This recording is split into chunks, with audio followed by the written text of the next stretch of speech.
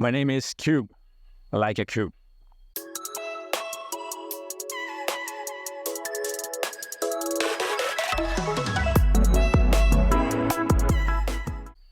Hello everybody, welcome back to the channel. Thomas Love here from beautiful Vancouver, British Columbia, and today I'd like to talk to you about this Leica Q3 because I saw on the Leica forum that many users are complaining about it freezing. Now, if you remember, we had the same trouble with the Leica M11 because it's a new processor, it's a new sensor, it's a new technology. There are many things that we did not do before this very latest generation of Leica cameras, and that now have been implemented, and so it might take some time for them to have it perfectly answering our needs. And so the Leica Q2, when I purchased it, it was 2 years after it was released, and so it was already almost perfect. It still is perfectible, of course, but it was almost perfect. So they fixed anything, all the troubles that they had already, they were fixed, identified, and they worked on it. And I'm expecting to happen the same thing with the Leica Q3, because the Leica M11, since the very first release, had these troubles with freezing, and then they eventually identified and worked on it. And then after that, after the Leica M11, now in the Leica Q3, they're using the same processor, the same sensor, and so things are supposed to be smoother and smoother from now onwards. But till that very moment, we will have to wait.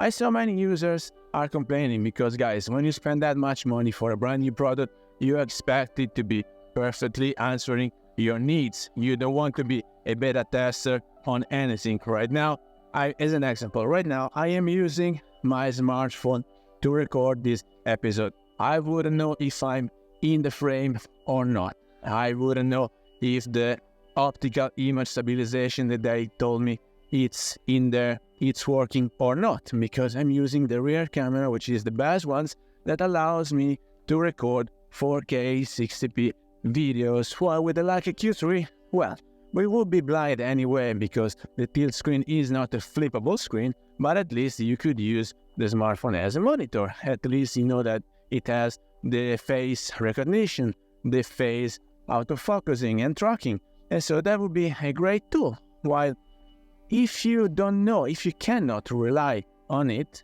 well, it changes everything, because I saw many users, when they're having the freeze from the Leica Q3, then they had to throw away, or at least they were missing the very last shot that they took with that camera. And so it's a bummer, because if you cannot trust your tool, well, a camera is just a mean to an end, right? So for how much I love my Leica Q2, I love it also because, of course, it gives me great photography, because I like Leica color science, but because I know it is reliable. I can go out there and shoot for a whole day with a couple batteries and still go back home and be very pleased with the end results. And don't get me wrong, I'm quite sure that the Leica Q3 outperforms my Q2 on every aspect. It's a latest release.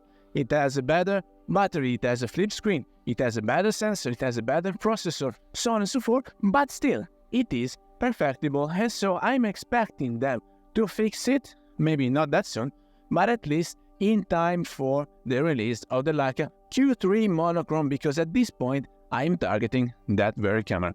I was saving money already, set apart, in order to purchase the Leica M10 monochrome, which is, in my humble opinion, the best digital M Leica ever made, but I think that I might go with the Q3 monochrome, because it has just the right amount of technology implemented that is a good help, especially with my eyesight getting worse and worse every year. Having that autofocus and the EVF that might help a lot. And the sensor is the best sensor Leica ever developed, and the processor is the best and fastest processor Leica ever developed, and everything in that package.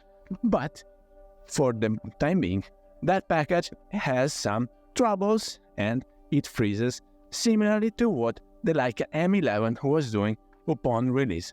So I hope Leica is still working on making things smoother and smoother, And then the current users, at least the few ones that had the chance and they were lucky enough to get the Q3 in their hands, I hope they're not getting too much frustrated, but rather enjoy the product that they have in their hands. So with that, I hope you got some value out of this video. If you did, please remember to like it, share it on social media, subscribe to the channel so you won't miss the new video to come, and I guess we'll see you later. Thank you.